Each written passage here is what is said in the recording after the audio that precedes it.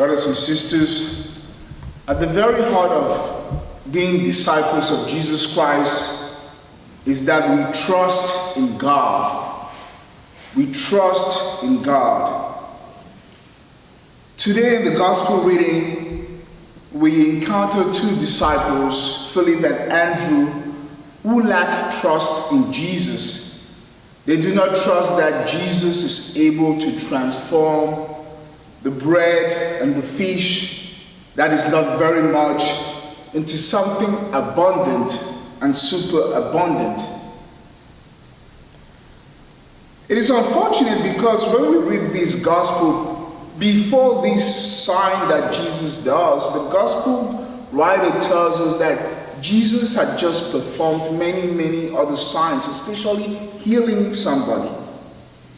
But the disciples, in as much as they are following the Lord, they do not still grasp that Jesus has the power to bring something forth out of nothing. They do not trust in Jesus.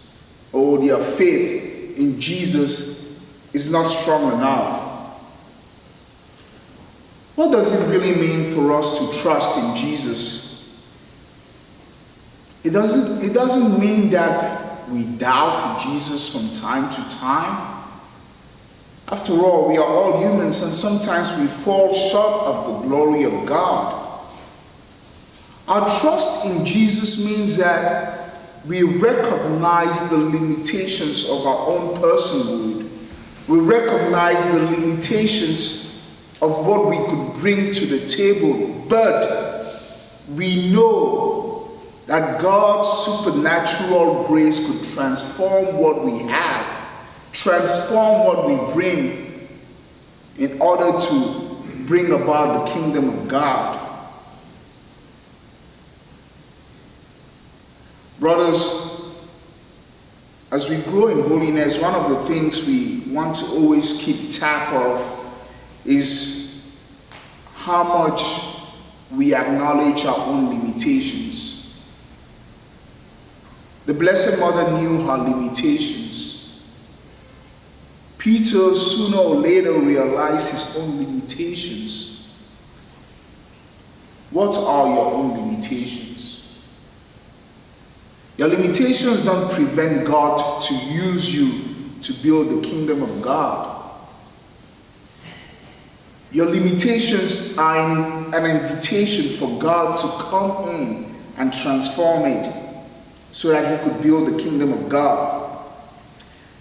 I have just a month left in the house here, and one of the things I've been reflecting upon is the fact that when I go out for ministry, there are not going to be a humongous amount of resources to be building the kingdom of God.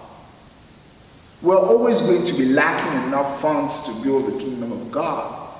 We're always going to be lacking enough people to do the work we are supposed to do.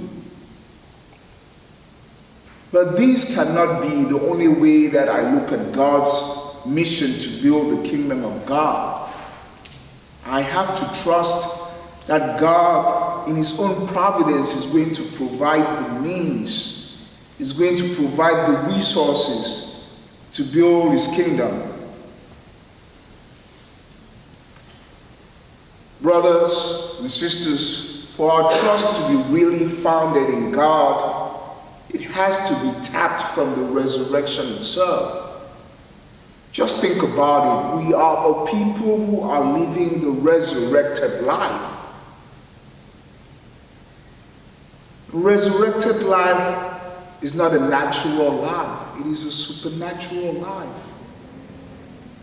The resurrected life is a life that breaks forth from death, breaks forth from fear. This is our faith. And so as we begin this new day, let us encounter these new days in the words of Brother Kip in his famous hymn, trust, surrender, and receive. Because yes, indeed, if we trust in God and we surrender to God, we are going to receive abundantly.